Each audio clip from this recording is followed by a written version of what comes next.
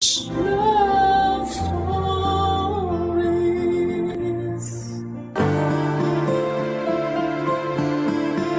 Kung sino ang mga mas nagbibigay, sila ang pinagpapala.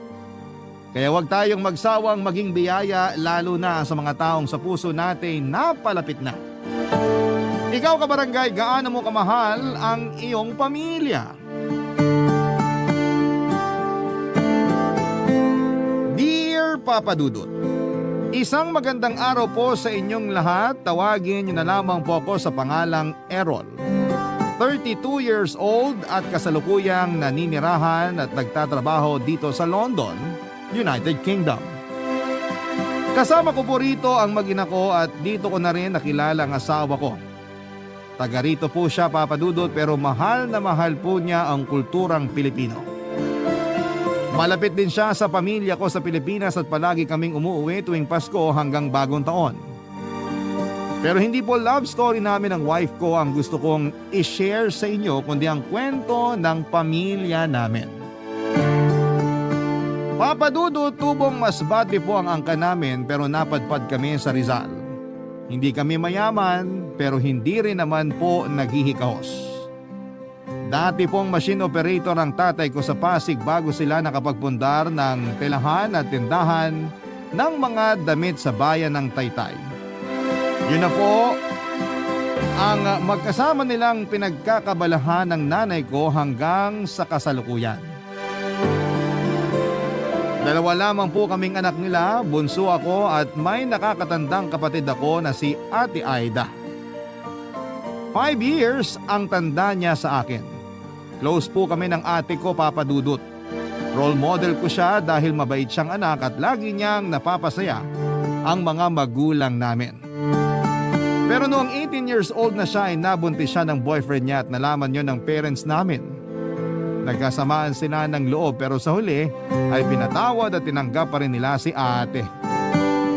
Kaya lang ay hindi po tumagal yung pagsasama ni na ate at ng boyfriend niya. Pagkatapos ng 5 taon ay nalaman ni na mama at papa na sinasaktan siya nito physically at ng bababae pa. Pinaghiwalay sila ng mga magulang namin at simula noon ay sa bahay na namin tumira sina ate at ang pamangkin ko. Para sa akin ay walang kaso yon dahil mahal na mahal ko po silang pareho, Papa Dudut.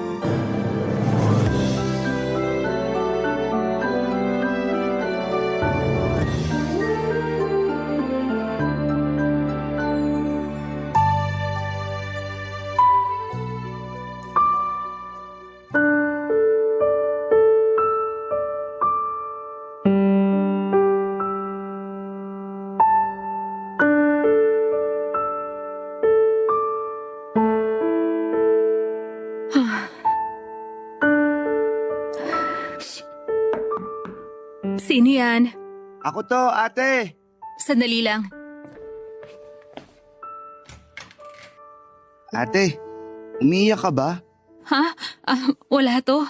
Shh, napuwing lang ako. Napuwing ka dyan. Ate, di mo ako maluloko. Halata namang umiiyak ka oh. Kahit kailan talaga wala akong maitatago sa'yo. Kilala kita. Magkapatid tayo.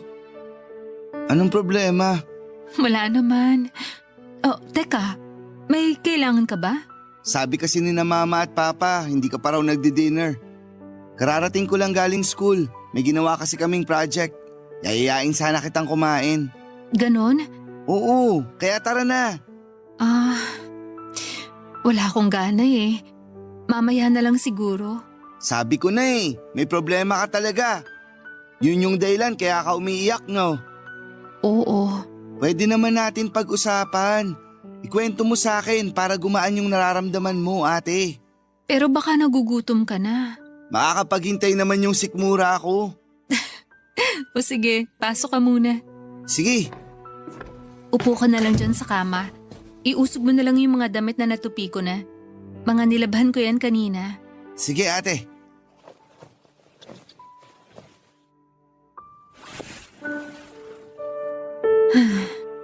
Huhulaan ko.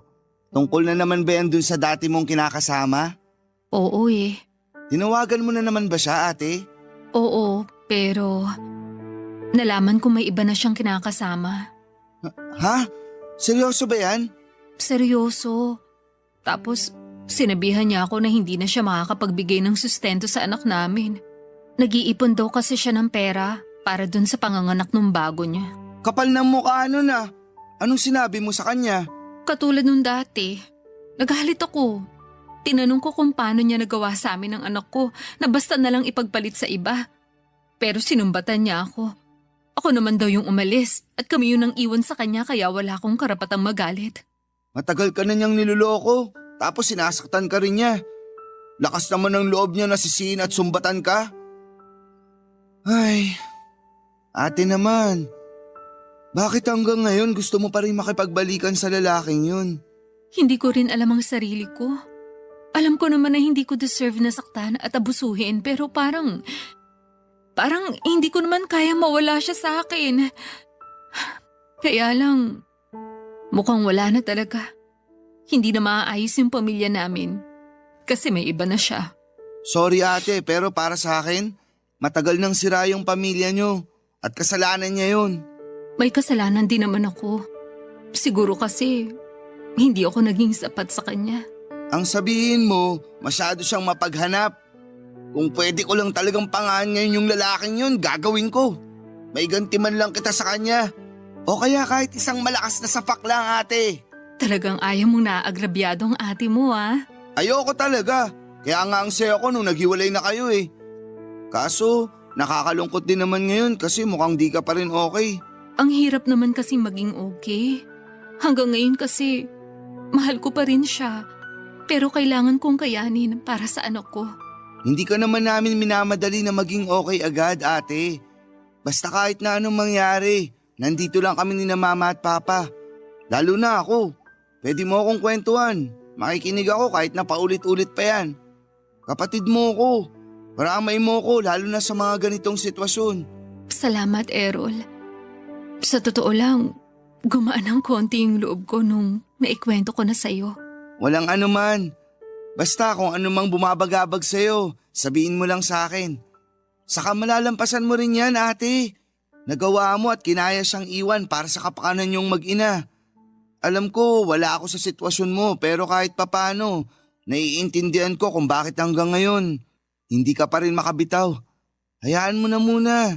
Iiyak mo lang. Magiging maayos din ang lahat. Aminado ang ate ko na nabulag siya sa pag-ibig at pinagpalit niya yung pagkakataon na makapagtapos ng pag-aaral noong pumayag siyang may mangyari sa kanila ng dati niyang kinakasama. Mula nang bumalik siya sa bahay namin ay walang araw na hindi ko nakita sa mga mata ng kapatid ko yung hiya at pagsisisi dahil sa sitwasyon nila noon ng pamangkin ko. May pagkakataon din na narinig ko siyang umiiyak at nagmamakaawa sa lalaking yon habang kausap niya sa cellphone. Habang pinag-uusapan nila ang tungkol sa pagbabalikan nila. Gusto ni ate na sila ang piliin sa halip na yung bago nitong kinakasama. Dahil doon ay alam kong hindi pa rin nakakapag-move on si ate kahit na naranasan niyang abusuhin at saktan ng taong mahal niya. Nalulungkot din ako para sa pamangkin ko dahil hindi man lang nito mararanasan na magkaroon ng buong pamilya. Pero naniniwala po ako na masyado nang makaluma ang konseptong ito. Para kasi sa akin ay walang silbi ang pagiging buo ng isang pamilya kung meron namang nang aabuso.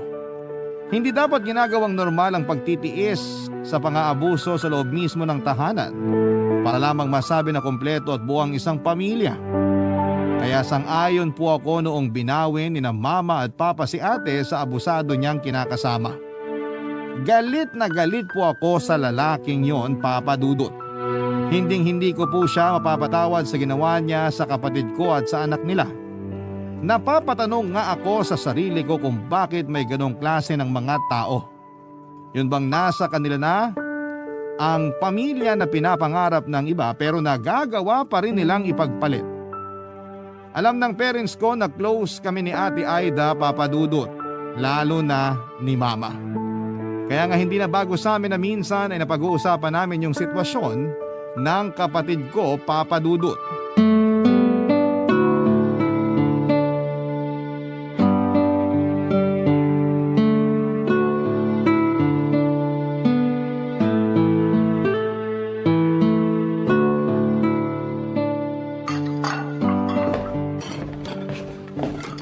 Ma, ako na po maghuhugas dyan. Maupo na lang po kayo at tapusin niyo yung kinakain yung cake. Sigurado ka ba, anak? Opo, saka kayo na rin yung nagluto. Baka mapasma kamay niyo. Mamaya ka na maghugas dyan. Upo ka muna tapos samahan mo ko kumain dito. May isang slice pa kasi ng cake na dala ng papa mo. Ubusin mo na para hindi ko na ilalagay sa ref. Sige po. Kumain na po ba nito si ate? Parang di ko siya nakitang kumuha ng cake kanina. Hindi nga eh. Walang gana yung ate mo. Paborito pa naman niya to. Baka hanggang ngayon malungkot pa rin siya. Ano bang ikalulungkot niya? Yung paghihiwalay nila nung tatay ng anak niya? Opo. Bakit niya ikalulungkot yon? Dapat nga magalit siya sa lokong yun eh. Sabihan ba naman siya na di susustentuhan yung anak nila? Napaka-irresponsabling lalaki. Yun na nga po, ma. Sobrang kapal na mukha ng lalaking yun. Sarap pangaan. Mabuti pa nga, nang makaganti naman tayo doon. Seryoso? Gusto niyo ako makipag-away? Siyempre biro lang. Pero kasi ako yung nasasaktan sa sitwasyon ng ate mo. Sinabi ko nga sa kanya na ireklamo niya yung hindi pagsusustento eh. Pero siya na rin ang may sabi na wag na lang gawin yon. Kaya naman daw niya buhayin yung anak nila. Ang lambot talaga ng puso ni ate pagdating sa lalaking yun. Ganun yata talaga kapag mahal mo, ma. Bakit niya mamahalin yung ganong klaseng lalaki? Hindi nga iniisip nung lalaking yun na magiging kinabukasan nilang mag-ina? Hay! Ibang klase. Lakas pa ng loob na ipangalanda ka na pinagpalit niya yung ate mo. Sinabi pa na sina ate naman daw yung umalis at nang iwan. Kaya siguro malakas ang loob na ipagpalit sila. Naaawa talaga ako kay ate kasi hindi niya deserve yun, ma. Kahit naman sino maaawa sa ate mo. Kaya ikaw, wag na wag mong gagayahin yung ganong klaseng lalaki, ha? Si mama talaga. Sumagot ka na lang, Errol. Ma, hindi niyo na po kailangang sabihin yun sa akin. Nakita ko naman po kung paano tratuhin ng lalaking yun si ate. Kaya hindi ko yun gagayahin pag ako naman yung nagkaroon ng pamilya. Pero saka na yung pagpapamilya mo. Ang bata-bata mo pa. Magtapos ka muna ng pag-aaral, ha? Wag po kayong mag-alala.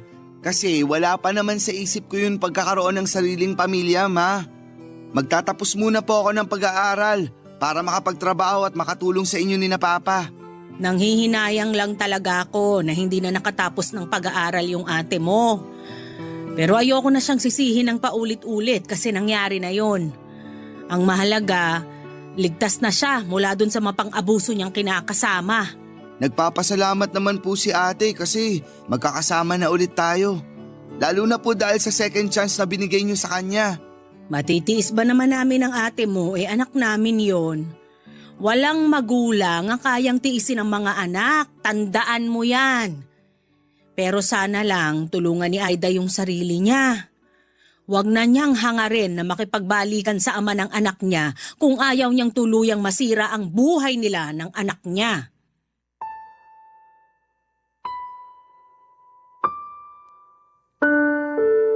Papa Dudut, naiintindihan ko po si Mama dahil magulang siya.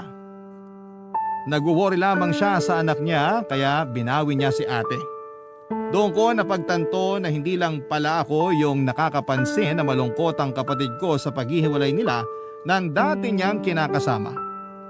Pero pilit pong tinatago ni Ate Aida yung lungkot na yon para hindi naman makita. Nagpapasalamat siya sa mga magulang namin dahil sa kabila ng lahat ay nagkaayos pa rin sila at tinanggap pa rin siya sa bahay namin. Pero alam namin ni Mama na may kulang pa rin kay ate at hinding-hindi yon mapupunan ng pag-ibig na kaya naming ibigay sa kanya bilang pamilya. Sa kabila ng lahat ay umasa pa rin ako na may magandang mangyayari. Lagi ko pong pinapakita at pinaparamdam kay ate na gaganda rin ang takbo ng mga bagay-bagay. Bukod doon ay mahal na mahal ko ang anak niya. Kaya naman ang hiling ko lang ng mga panahong yon, kung pagbibigyan pa ng Panginoon na magkaroon ng bagong tatay ang pamangkin ko, sana ay yun na talaga ang lalaking magmamahal ng totoo sa kanila ng ate ko. Hiniling ko noon na kung may darating man sa buhay ng ate ko, sana'y hindi na siya saktan o ipagpapalit sa iba, Papa Dudut. Barangay Love Stories. Barangay Love Stories. Noong mga panahon na nagtatrabaho si Papa sa pabrika sa Pasig bilang machine operator, pananahin naman ng shorts, sando at bestida ang pinagkakabalahan ni Mama. Wala ba kaming negosyo noon o pwesto sa Tiangge, Papa Dudut? Laging sinasabi ni ate na gusto niyang magkaroon ng negosyo para sa mga magulang namin kapag nakapagtapos na siya ng pag-aaral at nakapagtrabaho. Pero hindi na yun natupad noong nabuntis siya at nagkaanak. Kaya siguro sumama rin ang loob sa kanya ng mga magulang namin dahil hindi biro ang tuition na ginastos nila para sa pag-aaral ni ate noon sa kolehiyo, na nabaliwala lang noong tumigil siya at nag-asawa ng maaga. Kaya yung pag-aaral ko na lamang po ang pinagtuunan ng pansin ng mga magulang namin, pero nahirapan pa rin kami noong naaksidente si Papa. Nabangga po ang sinasakyan niyang motor ng isang truck, dahilan para maapektuhan ang kanang binti niya. Ilang buwan din po siyang nag-therapy at doon napunta halos ang lahat ng perang inipon ng mga magulang namin. Nung umuwi si ate sa bahay namin ay naghanap siya ng trabaho para makatulong sa mga gastusin. Si Mama nag-alaga sa anak niya at tumutulong din po ako kapag wala akong pasok sa eskwelahan. Nagtatrabaho po bilang store clerk at cashier sa isang shawarma store sa mall ang ate ko. May mga pagkakataon na yung sweldo na niya ang bumuhay sa amin ng ilang buwan. Siya rin ang nagbibigay sa akin ng baon sa school at paggastos para sa mga projects ko. Mabuti na lamang at scholar ako sa isang university sa Maynila. Wala naman pong reklamo si ate kahit na hindi gaanong kalaki ang kinikita niya. Lagi niyang sinasabi na gagawin niyang lahat para makabawi sa amin na pamilya niya, Papa Dudut.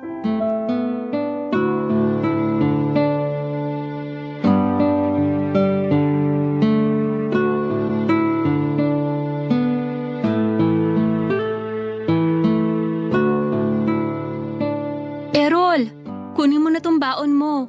Ha? Binigyan mo na ako, di ba? Oo, pero dagdag mo na lang doon kasi nabanggit mo nung nakaraan. Diba sabi mo may project kayo? Baka maubos allowance mo kung dun mo kukunin. Kaya sige na, kunin mo na to. Wag na, ate. Anong wag na? Pagkakasyahin ko na lang yung binigay mo. Nakakaiya na rin kasi. At bakit ka naman mahihiya sa akin, ate mo ko?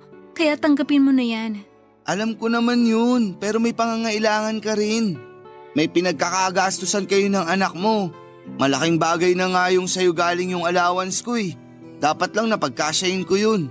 Responsibilidad kita, Errol. Kaya hindi mo kailangan mahiya sa akin. Tsaka kahit papano naman, may naitatabi ako para sa amin ng anak ko. Ikaw na rin kasi nagbabayad ng mga bills natin dito sa bahay, ate. Tapos sagot mo na rin mga pagkain natin mula nung di na makapagtrabaho si Papa. Dapat siguro talaga ituloy ko na yung plano ko. Planong ano? Maghanap ng part-time job para makabawas na sa gastos mo yung allowance ko. Mag-working student ka? Oo, pwede naman yun kasi di naman mahigpit sa school namin. Pero kaya mo kaya? Si ate naman, syempre kakayanin. Ang ibig kong sabihin yung pagsasabayin mo yung pag-aaral at pagtatrabaho. Demanding ang kolehiyo. Diyan pa lang sa kurso mo, inaabot ka pa nga na madaling araw kakaaral.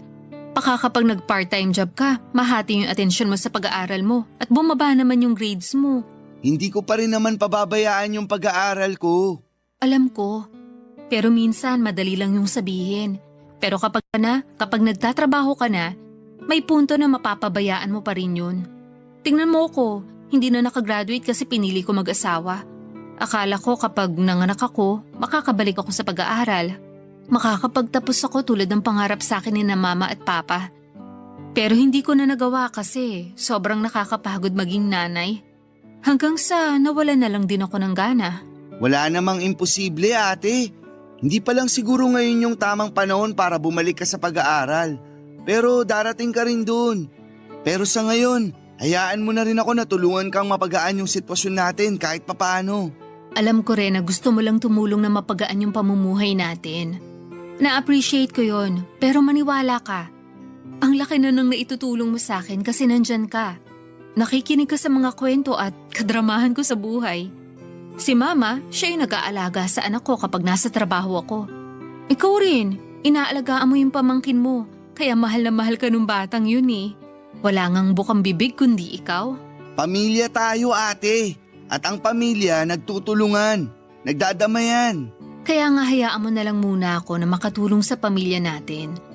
Diyan ka na lang muna mag-focus sa pag-aaral mo. Pag nakatapos ka na, magtatrabaho ka rin naman. Huwag mo madaliin yung bagay na yun. Tsaka kayang-kaya ko pa naman eh. Kaya bilib talaga ako sa'yo ate. Sus, bolero.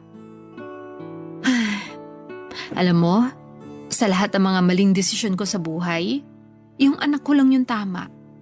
Hinding-hindi ko pagsisisihan na dumating siya sa buhay ko at naging nanay niya ako. Kaya nga, araw-araw ako nagsusumikap sa trabaho para mabigyan siya ng magandang kinabukasan. Siya yung lakas ko, Errol. Pag nagkaanak ka na, mas maiintindihan mo yung pinanggagalingan ko. Naiintindihan ko naman kahit paano ate. Kaya nga proud na proud kami sa'yo. Tapos ngayon, halos ikaw lang yung inaasahan namin. Lalo na sa mga gastusin natin sa bahay. Pangako, babawi ako. Kapag nakagraduate ako at nakapaghanap ng trabaho, ako naman yung tutulong sa'yo at sa pamilya natin. Salamat ha. Kung wala kayo, baka nabaliw na ako. Walang anuman ate. Mahal ka namin eh. At hindi ka namin kayang tiisin. Hindi ko lang alam yung gagawin ko nun kasi masyado akong nabulag sa pagmamahal ko sa maling tao. Malaki rin yung pagsisisi ko kasi sinuway ko nun sina mama at papa. Wala naman silang hinangad kundi mapabuti ako pero naging matigas ang ulo ko. Ano ka ba ate? Tapos na yun. Hindi mo kailangang paulit-ulit na sisihin yung sarili mo. Salamat talaga, Errol. Pero kunin mo na kasi tong pera. Sige ka, pag hindi mo to kinuha magtatampo ko. Pambihira naman oh. Nang guilt trip ka pa talaga. Sige na kasi.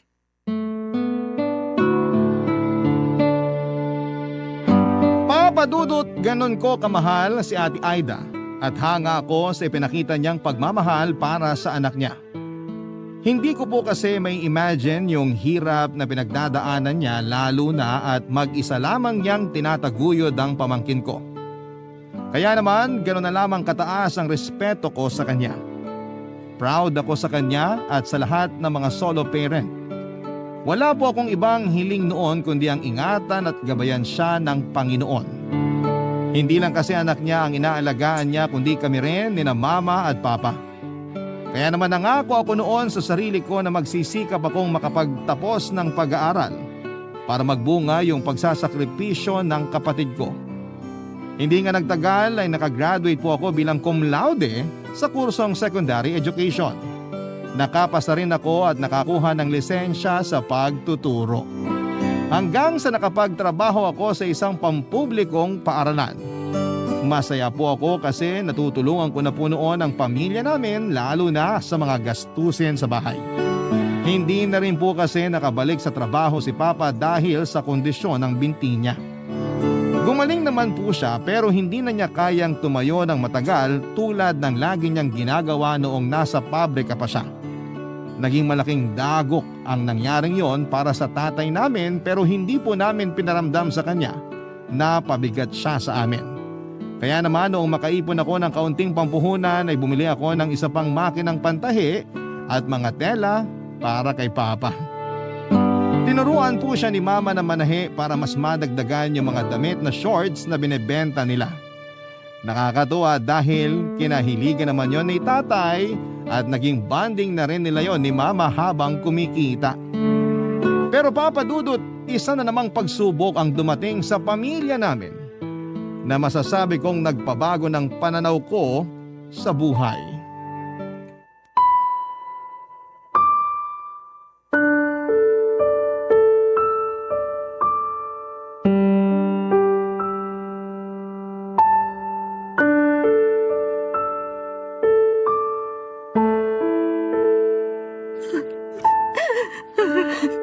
Ma, ayoko pa pang mamatay. Hindi ka pa mamamatay, Aida. Tigilan mo nga yung kakasabi mo ng ganyan. Pati tuloy ako naiiyak na rito. Ate, tama si Mama. Hindi ka pa mamamatay. Alam ko naman na lahat tayo doon din ang punta pero ayoko pa, Ma. May anak ako. Kaya nga magpapagamot ka. Tama si Errol. Saka mas mabuti ng maaga mong nalaman yung sakit mo. Hindi yung kung kailan malala na. Anong mas mabuti doon, Ma? Malala na rin naman yung sakit ko. Tsaka ang mahal-mahal ng dialysis ko, alam nyo lang. Magkakanda kuba-kuba ako sa pagtatrabaho. Tapos, doon lang din pala mapupunta. Parang ang hirap naman tanggapin noon. Tutulungan ka namin, ate. Di ba, Ma? Tutulungan natin si ate. Oo naman. Kahit naman papano may naipon kami dun sa maliit naming negosyo ng papa nyo. Pero Ma, nakakahiya. Anong nakakahiya doon? Anak ka namin. Saka sabi mo ayaw mo pang mamatay, di ba? Oo naman po, kasi maliit pa yung anak ko. Kawawa siya kapag nawalan siya ng nanay. Kaya nga magpapagamot ka. Tutulungan ka namin ni Errol. Hindi ka na dapat mahiya kasi pamilya mo kami. Ay, ewan ko ba naman sa'yo't bigla mong naisip yung hiya-hiya na yan? Kung bakit kasi sa dinami-dami ng tao, ako pa talaga yung tinamaan ng sakit na to. Marami namang mga masasama dyan. Yung mga kriminal, sana sila na lang. Wala naman silang binubuhay na anak eh. Hindi rin kami makapaniwala na magkakasakit ka ng ganyan, ate. Akala kasi namin gagaling ka rin pag nakapagpahinga ka, pero iba na pala. Nakakabigla talaga. Pero naniniwala ako na pagsubok lang to sa'yo ng Panginoon para maging mas matatag ka, anak.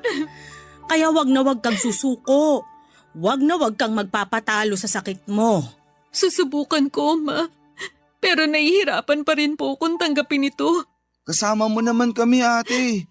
Hindi ka mag-isang lalaban dyan sa sakit mo kasi nandito kami ni na mama at papa. Pati yung anak mo, hindi ka namin iiwan. Thank you, Errol. Hindi ko alam yung gagawin ko kung sakaling wala kayo. Hindi ka namin pababayaan. Kaya wag ka na mag-isip ng kung ano-ano. Sundin mo lang yung sinabi sa'yo ng doktor. Iwasan mo yung mga pagkain at inumin na bawal sa'yo. At magpagamot ka para bumuti yung pakiramdam mo. Para naman kayong doktor magsalita, Ma. Siyempre, nag-aalala ako sa'yo. At gusto kong alagaan ka kasi anak kita.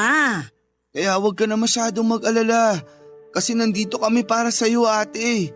Basta ipangako mo sa amin na lalaban ka para sa anak mo. Siyempre marami pa kayong pagsasamahan. Nung nakaraan nga nabanggit niya sa akin kung gaano kanya kamahal. Talaga? Oo, nagkwentuhan kasi kami. Tinanong ko siya kung ano yung pangarap niya. Gusto niya raw maging piloto. Kasi gusto mo raw makasakay ng eroplano kaya sabi niya siya yung magmamaneho. Nakakatuwa talaga yung apo ko. Napakabibo. Kanino pa po ba magmamana yung apo niyo? Eh di sa tito. Ay nako. Akala ko sasabihin mo sa akin nagmana. Joke lang. Sa'yo talaga mana yung anak mo, ate. Sa akin lang pagdating sa kapugian. Kitang-kita ko sa mga mata ni Ate Aida ang matinding takot noong sabihin niya sa aming may chronic kidney disease siya. At malala na yon dahil kinakailangan na niyang sumailalim sa dialysis. Pero higit pa roon yung takot niya dahil meron po siyang anak na maiiwan sakaling hindi bumuti ang kalagayan niya, Papa Dudut. Napakabata pa po ng pamangkin ko para maulila sa ina. Kaya naman ramdam namin ang matinding sakit at pangamba sa mga salita ni Ate Aida. Ang totoo ay nagpapakatatag lamang ako pero nadudurog na rin ang puso ko ng mga sandaling yon. Kaya nga kahit papaano ay ginagawa ko ang lahat para gumaan yung usapan namin. Sa kabila ng lahat ay pamilya pa rin naman ang magdadamayan. Yun po ang laging sinasabi sa amin ni na mama at papa. Kaya naman napanatag ang loob namin ng kapatid ko. Pero alam ko na nandun pa rin yung takot sa puso ni Ate Aida. Bukod kay mama, ako po ang kasakasama ni ate sa mga dialysis niya. Ako na rin po ang nagsilbi niyang kanang kamay sa bahay namin, lalo na't marami na siyang mga bagay na hindi kayang gawin. Malaki po ang ibinagsak ng katawan ni Ate Aida, namayat siya ng sobra. Pero siya pa rin yung kapatid ko na positibo at walang reklamo. Hindi po nawawala ang paniniwala ko na magiging maayos din ang lahat, Papa Dudut. Hanggang sa nakapagdesisyon po ako na handa kong ibigay ang isa kong kidney sa kapatid ko para madugtungan pa ang buhay niya. Papa Dudut. Barangay Love Stories. Barangay Love Stories. Nung una ay tinanggihan po ni Aida ang suhestyon kong sumailalim kami sa kidney transplant dahil maapektuhan noon ang kalidad ng pamumuhay ko. Sinabi niya sa akin na bata pa raw ako at marami pa akong pwedeng gawin na posibleng hindi ko na magawa sakaling maoperahan ako. Pero para sa akin lahat ng mga bagay na yon ay walang saysay kung mawawala siya, Papa Dudut. Mahal na mahal ko po ang kapatid ko at wala akong kayang hindi gawin para sa kanya. Kaya naman sa huli nakumbinsi ko po siya at ang mga magulang namin na i-donate kay ate ang isang kidney ko. Hindi ko na po i-detalye ang proseso pero naging successful naman po ang operasyon. Pero syempre under observation at strict monitoring pa rin po si ate Aida hanggang sa tuluyan nang nakapag-adjust ang katawan niya sa bagong kidney na meron siya. Ako naman ay sinunod ko lamang ang payo sa akin ng doktor at hindi rin naman nagtagal ay nakapag-adjust na rin po ako.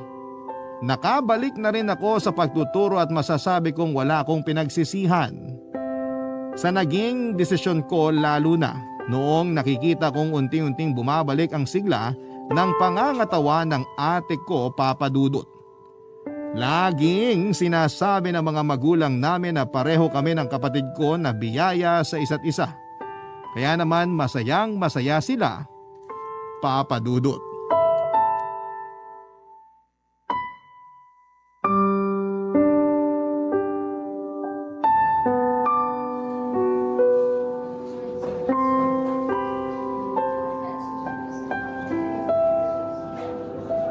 Kamusta na pakiramdam mo, ate? Mabuti. Pero masakit pa rin ang tahi ko. Nakatulog ka ba ng maayos? Oo. Ikaw? Oo naman, ate. Kanina ka pa ba gising? Oo, kanina pa. Tapos nagbabrowse lang ako sa Facebook habang natutulog ka. Ay, sabi pala ni Mama, uwi lang daw siya sa bahay kasi isasama niya anak mo pagbalik niya rito. Gusto ka na raw makita. Sabado naman bukas kaya walang pasok. Gusto raw matulog dito. Mabuti nga, isang kwarto na lang tayo at may space pa naman dun sa upuan para sa mga bisita. Kaya nga eh.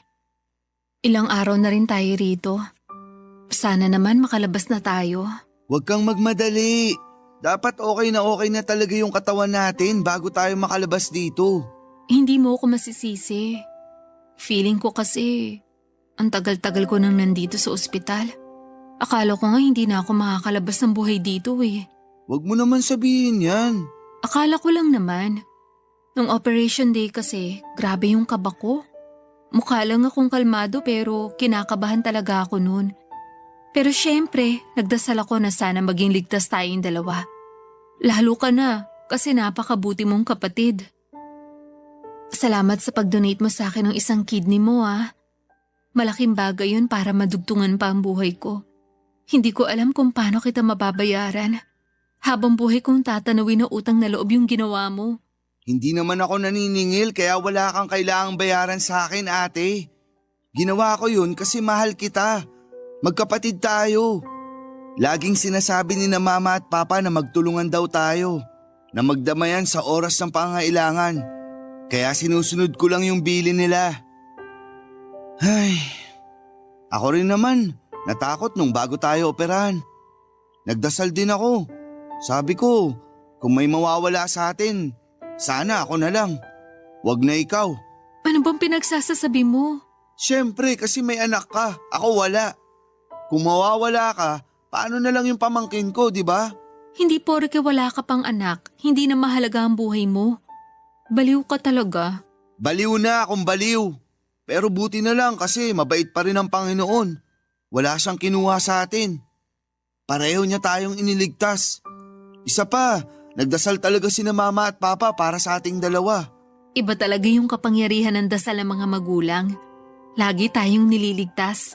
Kaya nga masayang masaya sila, ate. Ako rin, masayang masaya. Wala akong ibang hiling kundi maging maayos na yung pakiramdam mo.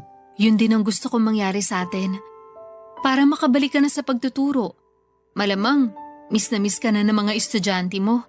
Miss ko na rin sila. Alam mo, proud na proud talaga ako sa iyo, Errol. Kasi tinupad mo yung pangako mo na makakagraduate ka. Tapos naging teacher ka at nakakapagturo na. Lagi kang pinagmamalaki ni na mama at papa. Siyempre, ganun din ako. Ikaw ba naman ang magkaroon ng kapatid na teacher? Marangal na propesyon kaya ang pagtuturo. Mahal na mahal ko ang pagiging teacher, ate. At masaya ako sa ginagawa ko. Pero nakakatawa lang kasi kahit ako mismo, may natutunan eh. Ano naman yun? Tungkol sa unconditional love. Na may mga bagay pala akong kayang gawin hindi lang para sa mga magulang natin, kundi para sa'yo na rin kasi kapatid kita. Natutunan ko rin na sulitin yung bawat sandali. Magpasalamat sa may kapal, sa mga biyaya kahit na hindi madali yung buhay natin. Kasi hindi natin alam kung kailan niya tayo kukunin. Pangalawang buhay na natin to. At gusto ko yung gamitin sa mas makabuluhang gawain na kasama kayong lahat. I-enjoy naman natin yung buhay, ate. Tama ka. May natutuhan din ako sa nangyari. Dati ayoko na lagi nagpipicture kasi nakukornehan ako. Tanda ko nga na sinabi mo yan nung pinipicturan ko kayo ng anak mo nung kumain tayo sa labas. Sabi mo nga corny at tama na yung isa. Pero makulit ako. Gusto ko kasi maraming pictures. Oo, pero natutuhan ko na wala namang kaso yon. Kasi yung mga picture na yun naman pwede nating balik-balikan para ipaalala yung mga simpleng memories natin. At tulad mo, gusto ko rin mas enjoyin yung buhay. Papadudot nag-aral po si Ate Aida bilang virtual assistant at hindi nagtagal ay nakapagtrabaho siyang muli. Less hassle po yun dahil nasa bahay lamang siya at hindi kailangang bumiyahe, papasok at pauwi mula sa trabaho. Tapos nakakapag-bonding at naasikaso rin niya ang anak niya. Binigyan din po niya ng perang pangpuhunan ng mga magulang namin para makapag-expand ang negosyo nila. At yun na nga po yung telahan at tindahan nila ng mga damit at punda sa Taytay, Tiangge. Doon na po nagsimulang umasenso ang pamilya namin dahil sa pagtutulungan namin. Lumipas pa po ang ilang taon at naging maayos po ang takbo ng lahat. Nagtuloy-tuloy ang mga biyaya na dumarating sa pamilya namin at sa kabuhayan namin. At walang hanggan po ang pagpapasalamat ng mga magulang namin sa Diyos. Lalo na sa pagkakaloob ng ikalawang pagkakataon upang madugtungan ang buhay ni Ate Aida. At pagkatapos ay natupad din ang panalangin namin ni Mama na sana'y makatagpo si Ate ng isang lalaki na magmamahal sa kanila ng anak niya. At yon ay sa katauhan ng boyfriend niyang si Mike. Isang araw ay meron pong binalita sa amin si Ate Aida, dahilan para lalo po kaming maging maligaya para sa kanya.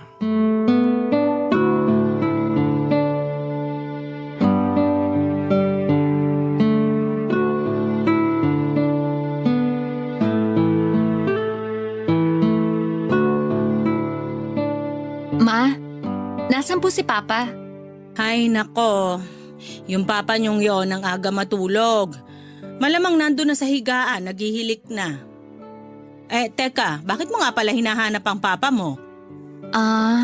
May sasabihin po sana ako sa inyo. Sa amin mo na lang sabihin, ate. Oo nga, pakikinig naman kami ni Errol. O sige. Paano kung sabihin ko mag-aasawa ulit ako? Papayag po ba kayo? Ha? Ibig sabihin, nag-propose na si Kuya Mike? Oo at hindi lang, Aida. May pasuspense ka pa eh. Pero sagutin niyo muna yung tanong ko. Malamang papayag kami. Nasa tamang edad ka na naman. Saka alam naming mabait at mapagmahal yung boyfriend mo. Ay, hindi ba, Errol? Opo. Ano na, ate? Nag-propose na ba si Kuya sa'yo? Tada! Oo. Tingnan niyo yung daliri ko. Ayan yung singsing oh. Tingin nga. Aba, oo nga. Tingnan mo yung singsing ng ate mo. Ang ganda, di ba? Oo nga, ma. Bagay na bagay kay ate. Pero kailan pa siya nag-propose? Kanina lang, dun sa date namin. Kaya pala tanong ng tanong sa akin tungkol sa kasal. Kung saan ko raw gustong ikasal. Kung sa simbahan, sa beach ba o garden wedding tulad ng mga artista? Hindi ka man lang ba nagtaka? Hindi. Hay nako, palibasa, yan yung bagay na hindi ginawa sa nung dati mong kinakasama. Kaya deserve na deserve mo yan, nak, yung pakasalan. Thank you, Ma. Tama si Mama. Masaya kami para sa'yo kasi nahanap mo na yung lalaking magmamahal sa'yo at sa anak mo. Yun bang makakasama mo habang buhay? Kasi pakakasalan ka at may plano para sa future nyo. Oo nga po eh. Masayang-masaya po ko kasi dumating siya sa buhay ko. Hindi ko po akalain na mabibigyan pa ako ng second chance na magmahal ulit. Bonus pa yung kasal ko kaya excited na po ako. Excited na rin kami para sa'yo, nak. Siguradong matutuwa yung papa mo kapag nalaman na ikakasal na ang unika iha niya. Alam mo namang mahal ka nun. Siguradong iiyak yun pag nakita niyang nakasuot ka ng wedding gown. Sigurado po yan, Ma. Si Papa pa ba? Congratulations, Ate Aida! Congratulations, nak. Thank you, Ma. Thank you, Errol. Payakap nga po sa inyo. Naiiyak ako eh. Ay, bakit ka naman umiiyak? Wala lang po. Natutuwa lang. Payakap na po. Sige, yakap na. Errol, sumali ka rito. Sige na nga, kahit ang corny tingnan. Anong corny? Joke lang naman po, Ma. Ay, ang lalaki na ng mga anak ko. Parang kailan lang ang liliit nyo pa. Basta mga anak, proud na proud kami sa inyo ng papa nyo. At mahal na mahal namin kayo.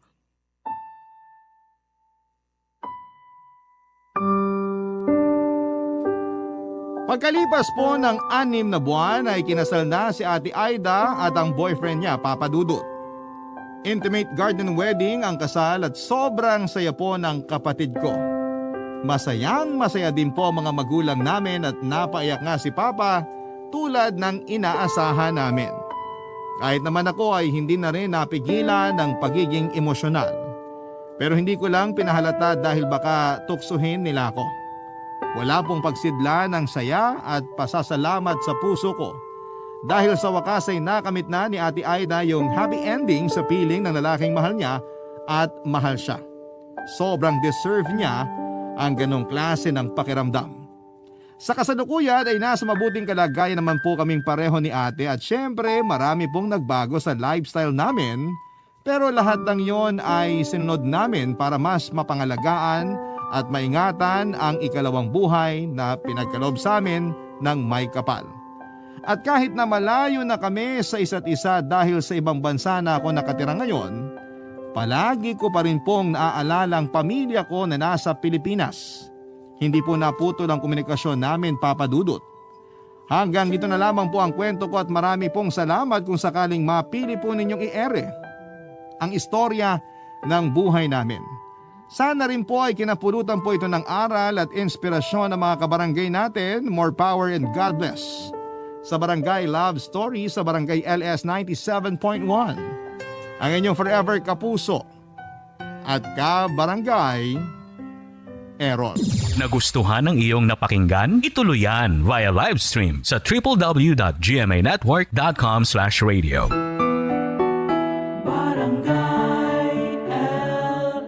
In Mega Manila, 97.1. Forever.